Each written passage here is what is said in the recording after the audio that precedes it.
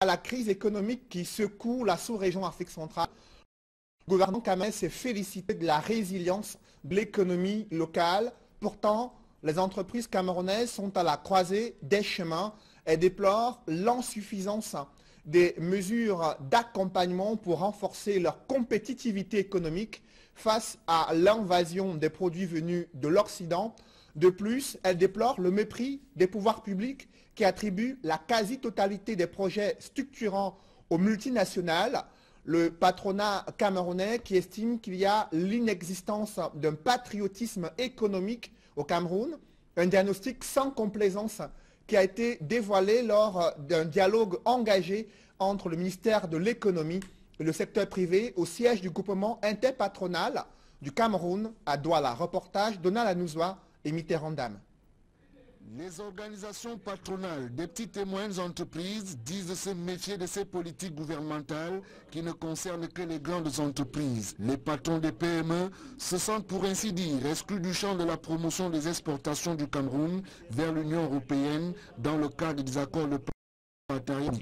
Pour qu'une entreprise camerounaise puisse vendre son produit dans l'Union européenne doit satisfaire un certain nombre de critères, de normes de qualité que beaucoup de PME aujourd'hui ne sont pas capables. Donc nous voulons plutôt qu'on nous encourage, qu'on mette en place des choses pour exporter vers le Nigeria qui est à côté, 200 millions d'habitants, où les normes et les habitudes de consommation là-bas sont plus proches de nous. Les porteurs de projets décrivent aussi l'absence d'assistance technique dont souffrent les PME au Cameroun, souvent parents pauvres des politiques gouvernementales en la matière. On a un problème important, c'est que les réalités, les préoccupations et les priorités de l'entreprise aujourd'hui ne sont pas suffisamment prises en compte.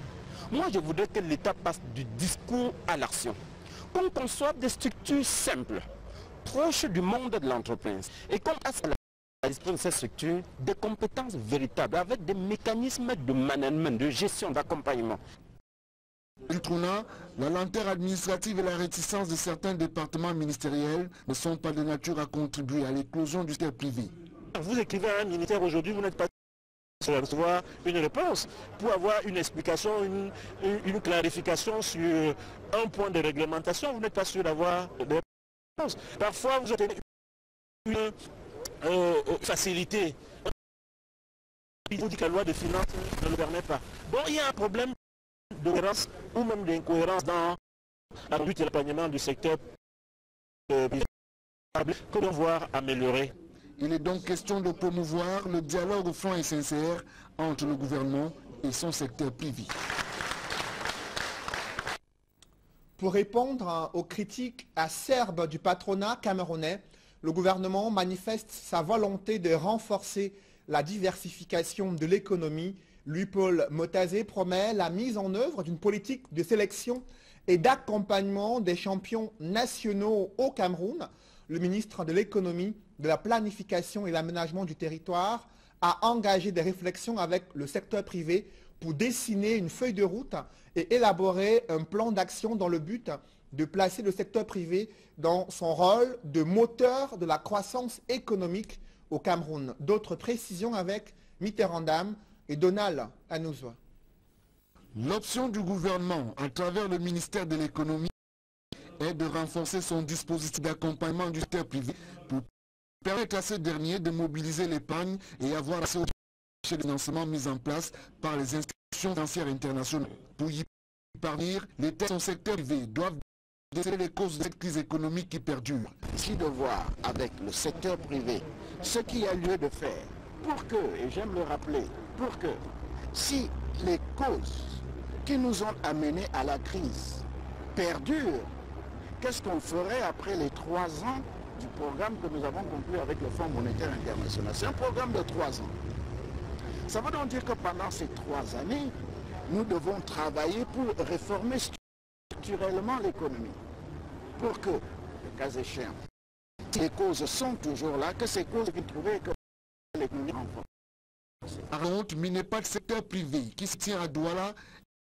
Elle a donc de renforcer la capacité d'exportation de l'économie camerounaise par une promotion des champions nationaux dans les principales sens. C'est que nous pensons, comme certaines grandes économies l'ont fait, que l'État devrait maintenant avoir une attitude volontaire qui est de dire que tel secteur telle filière, je dois promouvoir, je dois faire en sorte qu'elle atteigne un niveau d'excellence pour nous permettre de gagner des parts de marché, par exemple, pour nous permettre de réduire les importations, par exemple. Les assises de Douala qui consacrent le dialogue public-privé aboutiront à l'établissement du feuille de route conjointe ministère de l'économie et secteur privé. C'est l'un des événements politiques les plus attendus cette semaine. Les congrès ordinaires et extraordinaires du SDF vont-ils se tenir à Bamenda, dans la région du Nord, à 48 heures de ces menaces de sabotage attribuées aux assaillants sécessionnistes planent sur les participants à ces travaux prévus dans 2 jours. Les cadres politiques du SDF répondent aux menaces de sabotage. Ils affichent leur détermination à affronter tous les dangers pour participer au congrès ordinaire et extraordinaire du SDF. Ils s'expriment dans ce reportage de Warren Zede et Gladys Sidi. Bamenda, la tension monte à l'approche du congrès du SDF. Des messages anonymes dévoilent des menaces qui planent sur le congrès du SDF. D'aucuns messages aux sécessionnistes déterminés à utiliser la violence pour saboter le congrès du SDF. Ces risques d'insécurité ne font pas peur aux différentes délégations à la ville de Douala. Le SDF est un parti républicain. Ça veut dire quoi? Ça veut dire au moins 2 choses. La première, croyons aux institutions de la République, même si elles ont été mises en mal depuis très longtemps par le gouvernement en place. La seconde, qu'on n'a pas vocation, et encore moins l'intention, de se laisser prendre en otage par un groupuscule d'individus désespérés qui n'ont pour seul slogan que la haine et qui se réclament d'un État fantasmé ou fantasmagorique. L'IF n'a pas l'intention de subir le chantage de qui que ce soit, et notamment pas de certains individus mal intentionnés. Nous avons été au courant de toutes les menaces qui sont passées sur les réseaux sociaux. Nous sommes en contact direct avec notre base à Bamenda. Et nous restons sereins.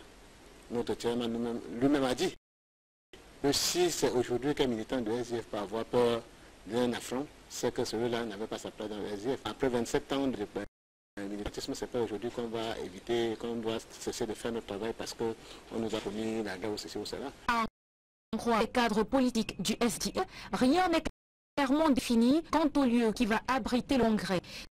Ces menaces sécuritaires font planer le doute sur la tenue de ce congrès. Les cadres politiques du SDF souhaitent tout de même compter sur les défense pour rassurer les différentes délégations attendues à Bamenda. Les nouvelles qui nous parviennent font état de ce que le lieu seulement a été changé parce qu'on voulait d'abord le faire à la mission catholique et maintenant c'est chez les presbytériens, c'est tout ce qu'il y a comme mesure, mais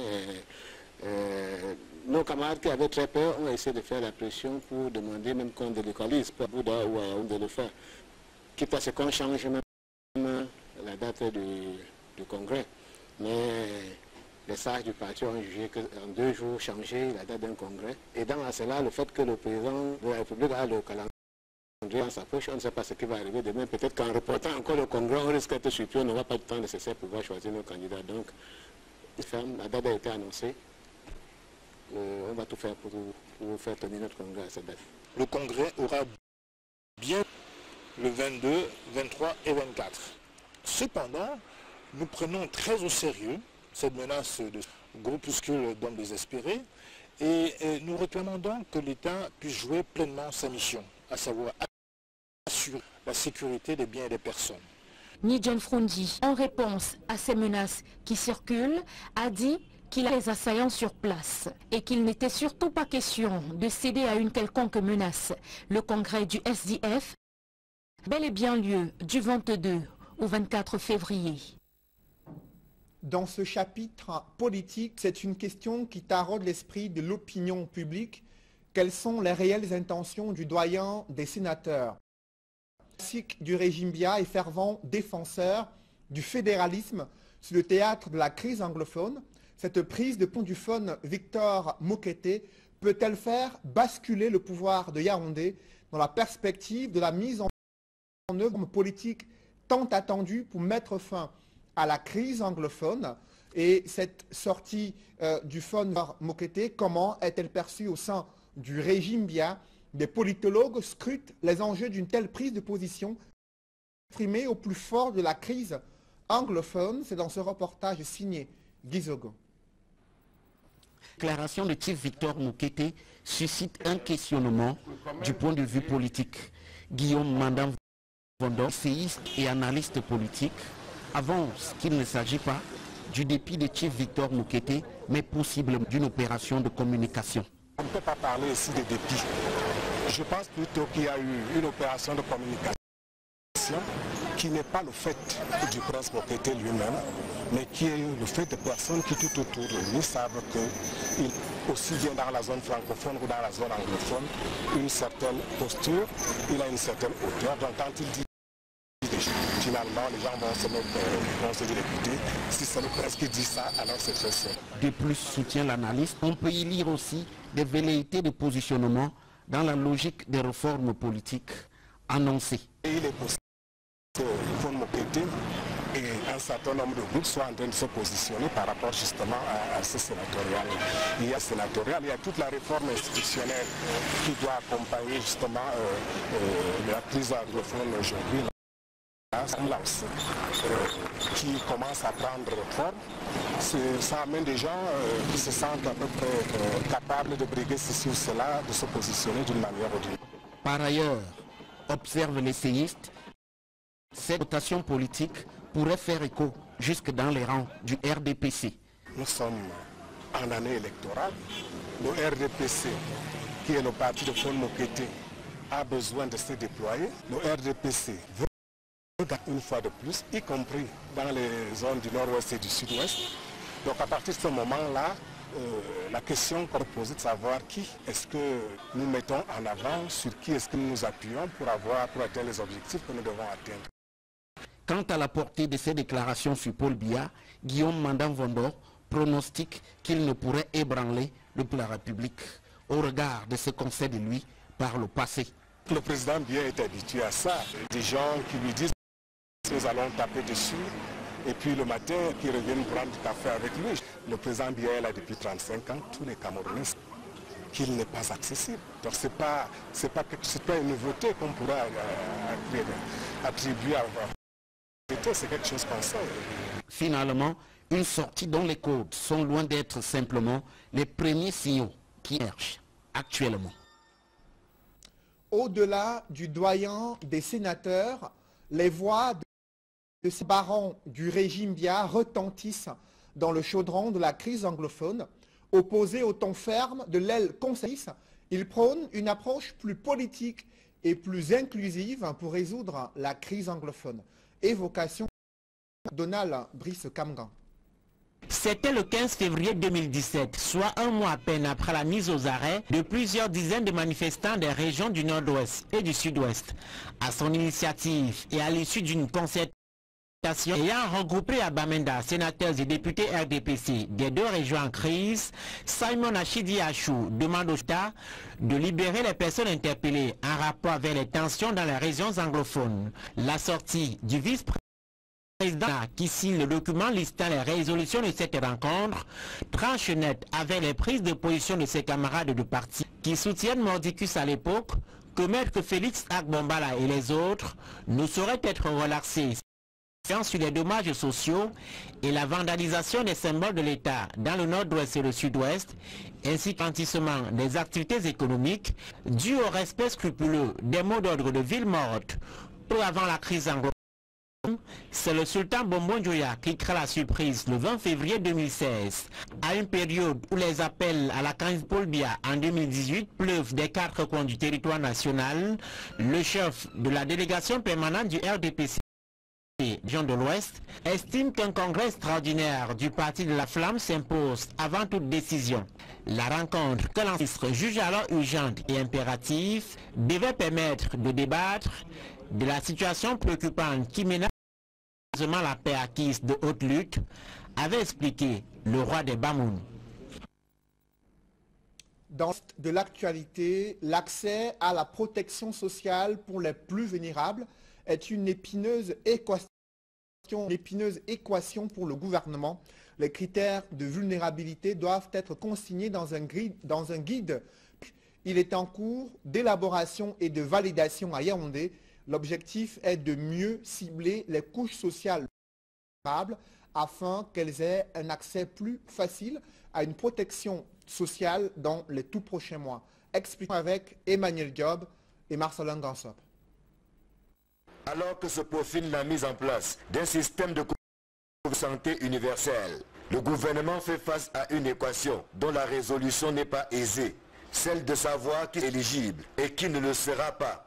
Une équation d'autant plus difficile que des notions telles que l'indigence et la vulnérabilité en scène dans la définition des potentiels bénéficiaires de la politique nationale de protection sociale. Il s'agit là des personnes qui sont incapables par elles-mêmes de se prendre en charge au sein de la communauté. C'est-à-dire que sans la communauté, ces personnes sont incapables de se soigner, de se nourrir, de se vertir, de se loger, d'envoyer leurs enfants à l'école. Vous comprenez la nécessité de bien serrer l'indigence, d'éviter que certains d'entre nous font exprès de tomber dans l'indigence. C'est donc pour mettre tout le monde d'accord que le gouvernement a élaboré et illustré des ciblages des personnes pauvres et vulnérables au Cameroun. Alors ça vise à offrir aux personnes sociales vulnérables ce qu'on appelle généralement des filets de protection sociale. Donc il est nécessaire que nous disposions d'une démarche biologique et des critères définis et acceptés comme tels par tout le monde et principalement par elle-même pour dire qui est vulnérable et qui pourra donc le moment venu bénéficier de ces programmes de protection sociale. Et la santé universelle est effectivement un programme de protection sociale. Une fois validé et adopté, cet outil des décisions devrait permettre, en plus de disposer d'une carte de vulnérabilité, de planifier et de programmer avec effet et efficience les actions de protection sociale. Nous voulons mettre en place une couverture de santé universelle. Il faut que les contribuent. Mais évidemment, il y a les populations indigentes, il y a les populations pauvres, il y a les populations très pauvres. Là, ne pourront pas contribuer. Donc il faudrait aller les identifier et puis pouvoir faire une carte de vulnérabilité qui puisse évaluer le montant qui pourrait être affecté pour la prise en charge totale de ces indigents.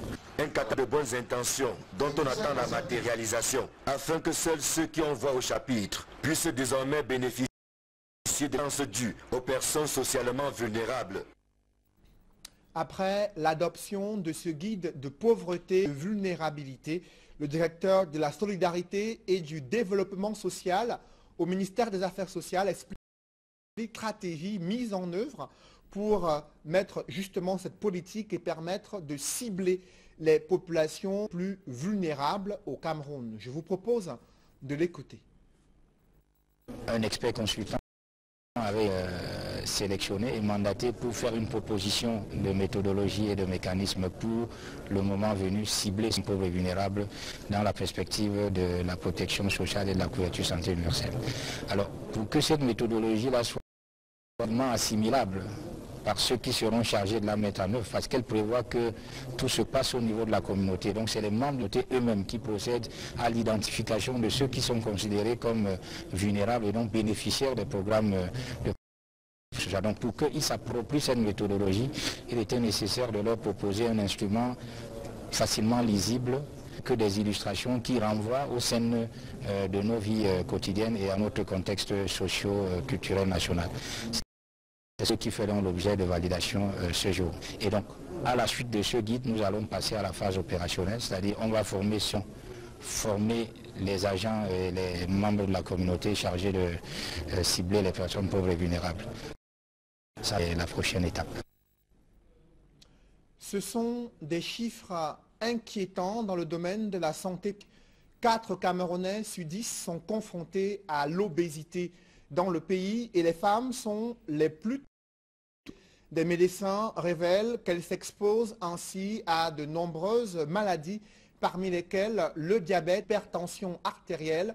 Quelles sont les causes de cette propension à l'obésité? Comment se débarrasser de ces kilos superflus? Élément de réponse avec Flavien Valondongo dans ce reportage. Le Cameroun fait partie des pays qui comptent le plus grand nombre de personnes obèses. Au Cameroun, la prévalence globale autour de 35-40%. Dans le sexe, on se rend compte que les femmes sont fortement touchées, avec près de 60% de femmes. Des médecins qui le révèlent s'insurgent contre l'occidentalisation de notre alimentation, greffée à la parité. Les gens prennent de plus en plus l'ascenseur quand ils sont au bureau. On bouge très peu. Chez soi, on est devant la télévision. Un grand pourvoyeur, un grand facteur de l'obésité.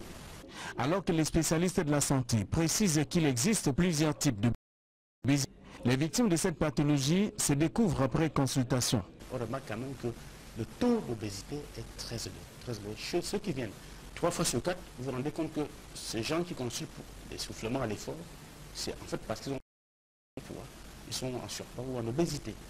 Nous avons mis sur pied au niveau de la Fondation Carnet du Cœur, dans toutes ses filiales, succursales, des mesures de l'obésité, des indices de l'obésité. À l'Institut de cardiologie de Douala, le combat contre les maladies cardiovasculaires, notamment l'obésité, a désormais une boussole. Déjà, on utilisait un appareil qui s'appelle l'impédance, qui permet de déterminer le poids du patient, qui calcule en même temps l'IMC, l'indice de masse corporelle, qui détermine le pourcentage de masse grasse et le pourcentage de masse musculaire du patient. D'ailleurs, des personnes obèses sont susceptibles de développer d'autres maladies. L'obésité fait partie l'un des facteurs de maladies cardiovasculaires.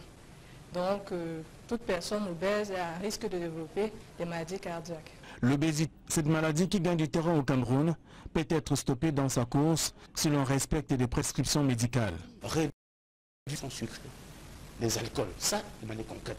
Réduire la quantité d'hydrates de l'amidon qu'on apporte dans les repas. Ça, c'est très important. Selon des médecins, il existe l'obésité qu'il faut éviter en pratiquant du sport et surtout en réduisant le taux d'alcool à consommer. Le renouvellement des organes dirigeants du Conseil national de la jeunesse du Cameroun est en cours. L'on note que le nouveau président de ce conseil est connu. Il s'agit de ATB Cyril, élu au cours du renouvellement du bureau communal de la jeunesse de Ntui en présence des autorités administratives et des leaders d'associations. Il a exprimé son engagement à permettre aux jeunes de relever les défis pour leur autonomisation financière et économique et plaider auprès des pouvoirs publics prise en considération de la jeunesse de Ntui dans la région du centre.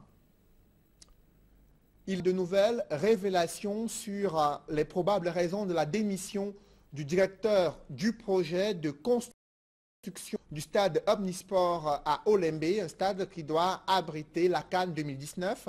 Des accrochages entre une autorité administrative et le désormais ex-chef de projet seraient à l'origine de ce départ brusque. Le ministère des Sports a prescrit une collaboration totale et une synergie d'action entre les pouvoirs publics et les différentes entreprises qui sont engagées pour la réussite de l'organisation de la CAN 2019, reconnaissant que le Cameroun est bidonquat, met la pression sur les entreprises prestataires afin qu'elles travaillent jour et nuit pour terminer la construction des infrastructures sportives. Des précisions avec Ike Cyril. On en sait désormais un peu plus sur la démission du directeur du projet du stade Omnisport d'Olembe à Yaoundé. Il ne s'agit ni d'une question de pression ou d'exigence de rétrocommission comme annoncé dans les réseaux sociaux, ni encore d'une question de réaction interne comme a voulu le faire croire Gruppo Pittini dans un communiqué rendu public. De sources bien informées, Marc Deban aurait démissionné à cause des accrochages avec le gouverneur de la région du centre dans du comité de site de Yaoundé. Pour éviter pareil désagrément à l'avenir, le ministre des Sports et de l'Éducation physique précise le rôle des gouverneurs de région dans la préparation de la CAN 2019. Les gouverneurs de région, présidents des comités de site. À ce titre, ils sont chargés du suivi de proximité des travaux de l'ensemble des inclus de la CAN Total Cameroun 2019 dans leurs localités respectives. Une collaboration franche est nécessaire. Pour le ministre des Sports et de l'Éducation physique, l'organisation de la CAN 2019 n'est pas acquise pour le Cameroun. Bédongpat en veut pour preuve les menaces du président de la Confédération africaine de football au cours de la commission d'organisation tenue le 31 janvier dernier au Maroc. Le président de la CAF est clairement exigeant, voire menaçant, en déclarant en ce qui concerne le cahier de charges que si mon comité exécutif ne change pas d'un iota, nous appliquons la réglementation avec toute sa vigueur. Le cahier de charges exige des infrastructures, des hôtels, des stades, des hôpitaux et beaucoup de choses. Fin de citation. Le Cameroun est dur. Le retard observé dans la construction des infrastructures n'arrange pas la situation. Pour rattraper le temps perdu, le président local d'organisation prescrit de mettre le pied sur l'accélérateur, même s'il faut travailler de jour comme de nuit. Mesdames et messieurs les chefs d'entreprise, avant la prochaine mission de la CAF, vous mobilisez davantage en permanence de jour comme de nuit et surtout imposer la cadence de travail et les finitions dans les délais de toutes les infrastructures en construction et en réhabilitation. Séance de travail avec les entreprises impliquées dans la construction des infrastructures devant abriter la CAN 2019 a permis de rappeler les exigences de la Confédération africaine de football au lendemain de la première visite d'inspection au Cameroun. Des recommandations ont été formulées dans le but de respecter le cahier des charges de la CAF en attendant la deuxième mission d'inspection au mois de mars prochain. Des publi-reportages dans ce journal, la SONA a convié des jeunes élèves à une école des métiers mise en place à Limbé, occasion de rentrer et d'échanger avec des professionnels sur des métiers porteurs, mais aussi sur l'élaboration d'un projet amique et professionnel. Reportage. Et de 5 pour l'école des métiers de la plusieurs centaines d'élèves issus de nombreux établissements scolaires du bassin pédagogique de Limbé ont allé à cette 5e édition tenue dans les locaux de l'école Sonara. Comme lors des précédentes, il s'est pour ces élèves de se frotter à différents métiers à travers les professionnels présents pour les édifier et surtout sur eux l'envie de choisir l'un de ces métiers dans le futur. Et pour mieux préparer ces élèves à leur métier futur, les responsables de l'école Sonara, initiateurs du projet, ont apporté à l'événement des innovations majeures. Nous allons tout d'abord élargir un peu plus nos invités élèves, puisque nous avons encore cette année un nouvel établissement, NCHS, qui est invité. Donc nous essayons, comme toujours, de faire profiter un maximum les élèves du bassin de Limbé de Lom. Et puis dans les innovations aussi, nous avons essayé d'avoir un peu plus d'intervenants véritablement bilingues, de manière que les ateliers puissent être animés aussi bien en français qu'en anglais et puissent bénéficier à tous les élèves de Limbé. Dans les différents ateliers, les élèves se sont montrés très attentifs aux explications des professionnels qui, à leur niveau, ont tout donné, suscité chez leurs apprenants des vocations. Donc le sens pour s'assurer que tous les nœuds au niveau de la côte sont bien liés, sont bien fermés, parce qu'en fait, si c'est pas ça, alors ça fait problème. Vous voyez que... Les élèves, l'expérience est inouïe, car ayant permis de se faire une idée du métier de demain. Aujourd'hui, c'est le forum des métiers dans notre établissement. Et il y a eu différents professionnels qui sont venus nous parler de leur métier, de ce qu'ils font tous les jours. Et personnellement, moi, j'ai appris beaucoup de choses aujourd'hui. J'ai participé au forum dans le domaine de la santé. Et il y a eu plusieurs médecins qui sont venus, nous ont parlé de leur métier, comment on fait pour devenir comme eux, qu'est-ce qu'on a des concours, donc les écoles dans lesquelles on peut passer pour devenir médecin. J'ai pu connaître les différents métiers à raffinage, la pétrochimie. Donc il y avait un ingénieur en exploitation. C'était vraiment très édifiant parce qu'ils nous ont vraiment appris, nous ont fortifié dans nos décisions, nous ont dit qu'il fallait travailler très fort pour pouvoir atteindre nos objectifs. Et vraiment, ils nous ont encouragés à ne pas se décourager vraiment pour que demain nous soyons des respectueux, responsables de demain. J'ai participé au forum de santé, aux formes de marketing et banque et finance. Vraiment, c'était très agréable. Being here was a wonderful experience for me because I've learned a lot of direction. I had the opportunity to be in the faculty of marketing, management and banking and finance. So in marketing, I learned a lot. Alors que la 6e édition se prépare déjà, l'école Sonara projette l'organisation dans quelques semaines d'un grand forum dédié à l'orientation académique. La grande nouveauté de l'école Sonara cette année, c'est l'orientation académique qui est l'occasion pour les élèves de venir prendre la bonne information sur les universités. Ici sur notre site que nous organisons du 2 au 3 mars. Nous invitons donc tous les élèves de bassin pédagogique et même dans tout le Cameroun s'ils peuvent se déplacer bien sûr à venir prendre part à cet événement dans le sud-ouest. Un autre concept qui positionne l'école Sonara comme l'un des grands pôles au Cameroun de l'orienter les jeunes élèves vers leur métier futur et surtout qui œuvre à pousser les apprenants vers des formations à leur assurer une certaine employabilité. Dans le but de satisfaire sa clientèle, l'Institut de beauté First Hair met à la disposition de nombreuses femmes des produits innovants à travers la confection des perruques, le recyclage des mèches et les poses d'extension pour permettre aux femmes d'être belles en toutes circonstances. Reportage. La belle histoire d'amour qui existe entre les femmes. La coiffure se consolide davantage chez Fess Hair. La structure est spécialisée dans la confection de perruques de tout type aux moins nouvelles méthodes en la matière. La maison Fess Hair, c'est une maison spécialisée dans le recyclage de mèches, aussi les confections des perruques. Traitement des perruques, aussi la coloration, les extensions de cheveux à clic, à froid et à chaud. Nous faisons les confections des perruques sur mesure. En tout cas, nous sommes les seuls, les premiers au Cameroun à confectionner les perruques sur mesure. C'est-à-dire avec on n'a pas de système fait main, donc très propre, on prend les mesures sur la tête et puis on te confectionne. Les prix sont à portée de tout le monde.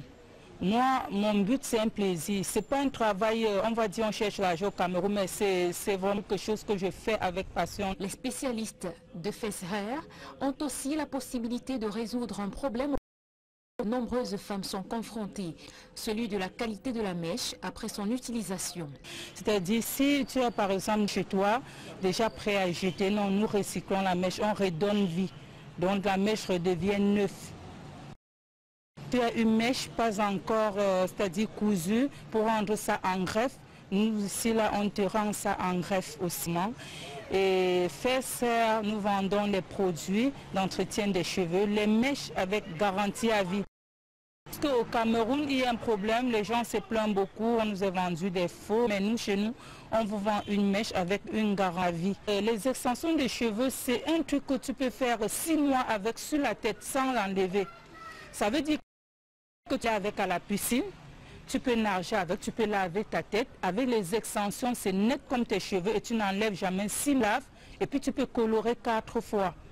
Pour ne pas faire de jalouse et léser une partie de sa clientèle, Fess Hair, son réseau de distribution dans plusieurs villes. On a un projet de s'installer dans toutes les villes du Cameroun. Nous avons actuellement 4 boutiques au Cameroun et je préférais faire l'ouverture officielle parce que nous sommes installés mais on n'avait pas encore fait l'ouverture officielle. On nous retrouve à Douala, Bijou, Bonamou-Sardi, Carrefour Témoin, et au marché de Bonamou-Sardi, à Yaoundé, à l'Omisport. Enfin, cimetière Ngoussou. Et à Bafsam, nous sommes au marché A. L'ouverture officielle de Fess Hair a aussi été l'occasion pour plusieurs femmes de rendre possession de leurs perruques. Alors mesdames, ne vous faites plus de soucis. Pour vos coiffures, une seule adresse, Fess Hair. Et vous suivrez ce soir d'autres femmes qui vont primer sur le plateau de l'émission Parole de femmes présentée par Julingue Nyondé. Émission à suivre juste après l'édition du 20h. Mesdames, Messieurs, merci d'avoir suivi ce journal. C'est la fin de cette édition d'information. Je vous souhaite une bonne soirée sur cette même antenne.